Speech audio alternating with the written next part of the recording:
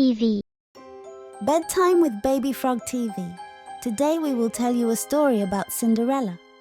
Now you can relax, close your eyes and listen to this wonderful story. Cinderella. Once there lived a poor servant girl. Her days were long and grueling, filled with the most tiresome and tedious chores. Scrubbing floors, washing clothes, dusting shelves, and cooking meals. Cinderella in rags on hands and knees, scrubbing the floor chores jobs. She was made to work from dawn until dusk without a single penny in return for her long-suffering hardship.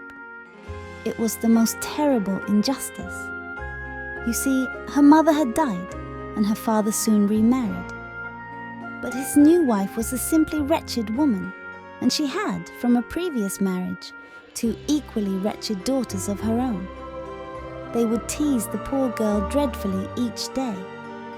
And one day, while she swept the cinders from the fire, they taunted her and chanted, "Cinders, cinders, sweep, sweep, sweep, in those rags in which you sleep.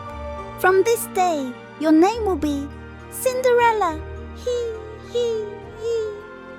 Cinderella servant girl on stepladder, dusting the shelves, horrible jobs the 2 ugly, nasty sisters pulling faces. And sure enough, from that day forward, the servant girl's real name was forgotten, and she became known across the land as Cinderella. She was a meek and mild-natured young lady. Despite years of torment from her wicked stepmother and beastly stepsisters, she did not once raise her voice to them or try to avenge them, nor did she wish them ill. She simply continued with her duties in the hope that one day, when she was older, she would escape and live the wonderful life of which she had often dreamed. One day came a knock on the door. Cinderella opened it. In front of her stood a small, rotund man dressed in royal regalia, carrying an important-looking scroll. Behind him stood 2 armoured knights, flying flags embossed with the king's arms. The little man unrolled the scroll and began to read aloud. 2 armoured knights holding flags with man, wearing crown and royal clothing, reading aloud from a long scroll. "It is my duty to announce," he said formally, "that His Majesty the King sends forth an invitation to all the young ladies of this fine kingdom to attend the royal ball at the palace." Hearing this, the stepsisters ran to the door and pushed Cinderella aside. "Oh, goody!"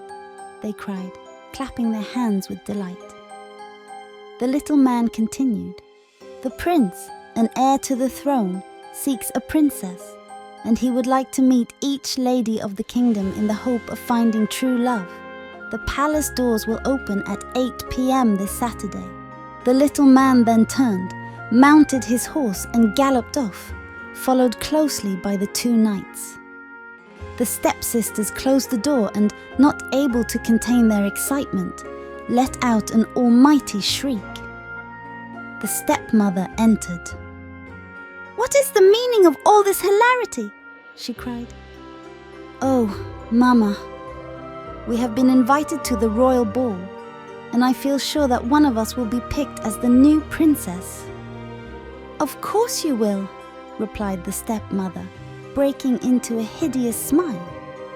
"What prince would not want to marry my precious little munchkins?"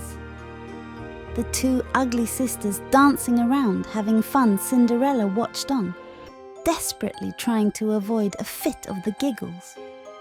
For she knew, as it was plain for all to see, that any prince would rather have lived a life of solitude than marry either of these wretched, selfish brutes. The stepmother turned to Cinderella. "Prepare the gowns!" she hollered. Cinderella nodded. "Of course, ma'am." You have to know that Cinderella longed, more than anything, to go to the ball. But she daren't ask her wicked stepmother, for she already knew the answer, and she didn't want to hear it.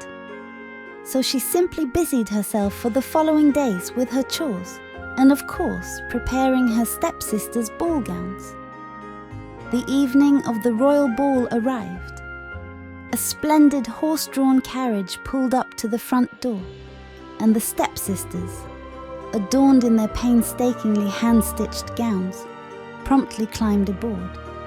Cinderella looked on with great sadness as the carriage set off down the drive towards the palace. She sighed deeply. "If only I had a single wish," she said to herself. "I would attend the royal ball and, for just one night, be spared my frightful chores." Suddenly, there was a flash. A tiny fairy appeared in front of Cinderella, hovering like a hummingbird at Cinderella's eye level and clasping a tiny wand. Cinderella in her rags looking up at her fairy godmother. "And you shall," said the fairy. "Shall what?" Cinderella replied, looking confused. "You shall have your wish, for I am your fairy godmother. Oh, how you have suffered in silence all these years. You are a kind soul, a mild and gracious young lady, and you shall go to the ball. Your wish, my dearest Cinderella, is my command." Cinderella beamed. "Oh my," she exclaimed with glee. Then she stopped, and a frown came upon her face. "But I am not prepared, fairy godmother. My clothes are threadbare, and my shoes are tattered. I cannot possibly attend the palace like this." "Worry not, Cinderella," said the fairy godmother with a smile. "For all I will need to grant your wish is a pumpkin, a rat, 2 mice, and 4 grasshoppers." A big orange pumpkin, a rat, 2 mice, and 4 green grasshoppers. Cinderella looked mystified. "Hurry along then, dear." And she did. First, Cinderella went to the garden and returned with a large, ripe pumpkin. The fairy godmother tapped it once with her wand, and in an instant, it transformed into a majestic, golden carriage. Then she went to a trap in the kitchen and returned with a rat. "Excellent, dear," said the fairy godmother. "Now, if you wouldn't mind just placing it on the coachman's seat for me." Cinderella obliged. Another swoosh of the wand, and this time a resplendent coachman appeared. The 2 mice, which Cinderella found in the pantry, were turned into 2 smartly attired footmen, and the 4 grasshoppers into 4 magnificent white horses. Cinderella's beautiful golden carriage with coachman, white horses, and footmen.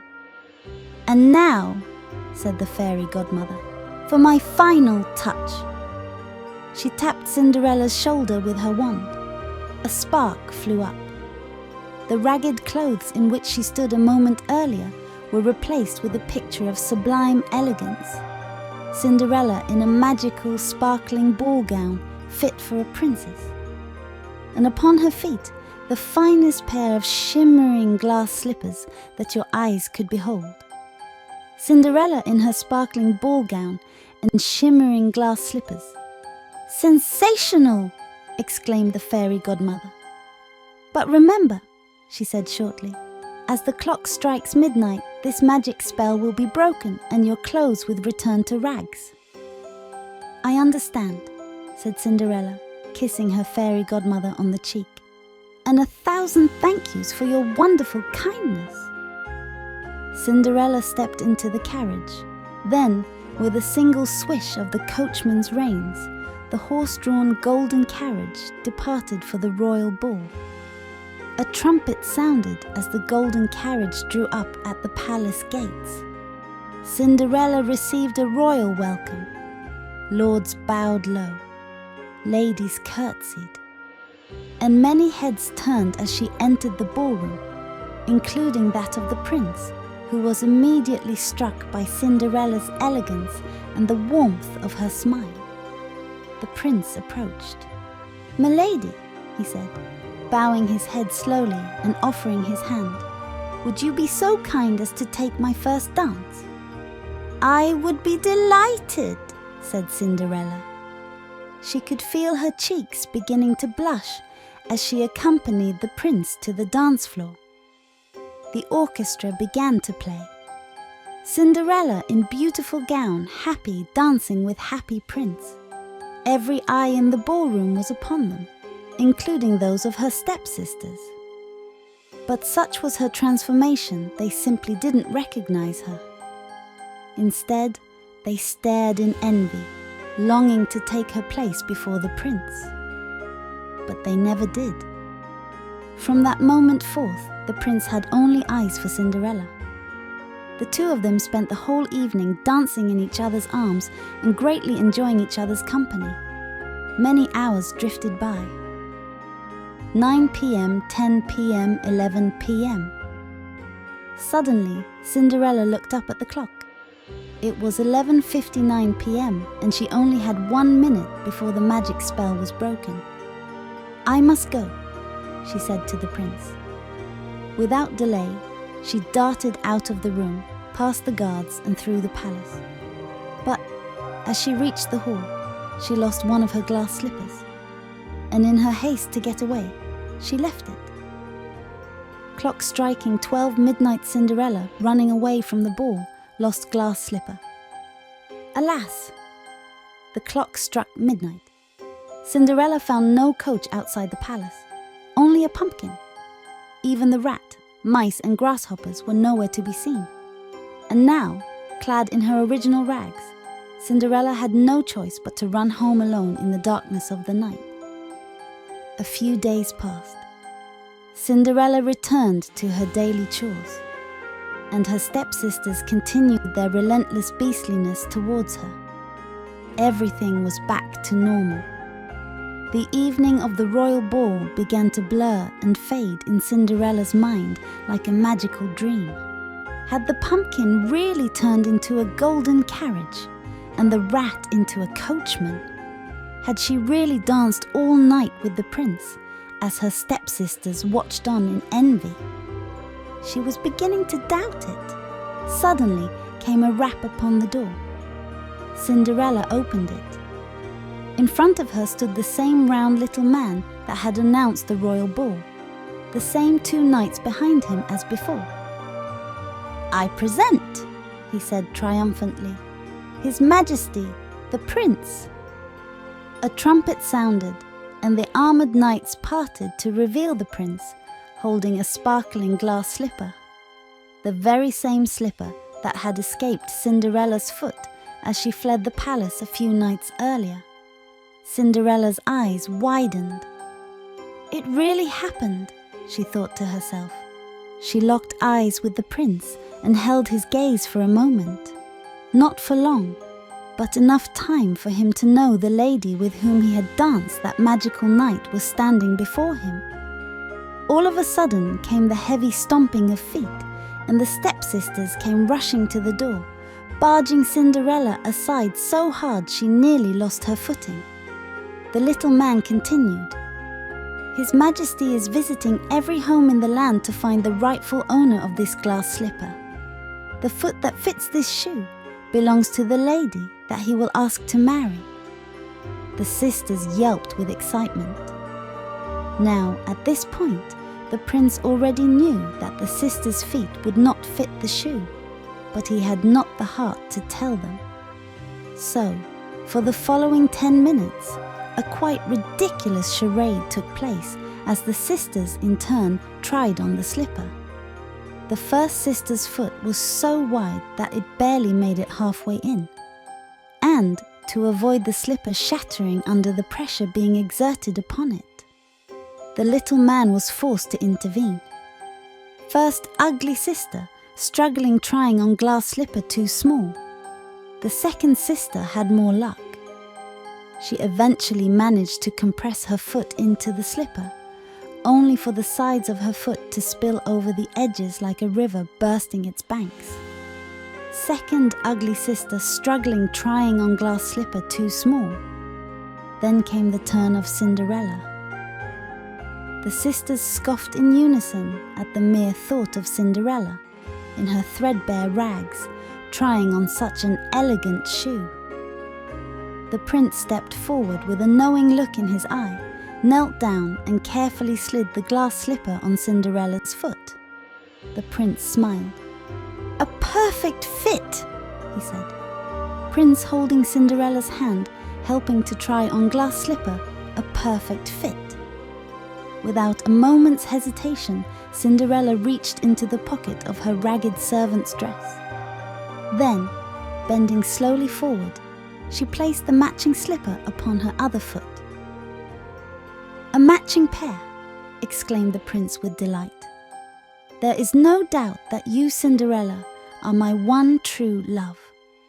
I have not been able to stop thinking about you. Would you do me the grand honor of becoming my wife?" Cinderella looked upon her rags and then back to the prince. "I am but a poor servant," she said. "You are," replied the prince, "a princess in my eyes. And it matters not to me of the clothes upon your back, for we share something more valuable than the gold of 1,000 kingdoms." He looked longingly into Cinderella's eyes and said, "We share love." I am pleased to say that Cinderella gladly accepted the prince's proposal, and shortly after, they were married. Before long, they ruled as king and queen, and dedicated their lives to the happiness and prosperity of the people in their wonderful kingdom. Cinderella's glass slippers sparkling, the end.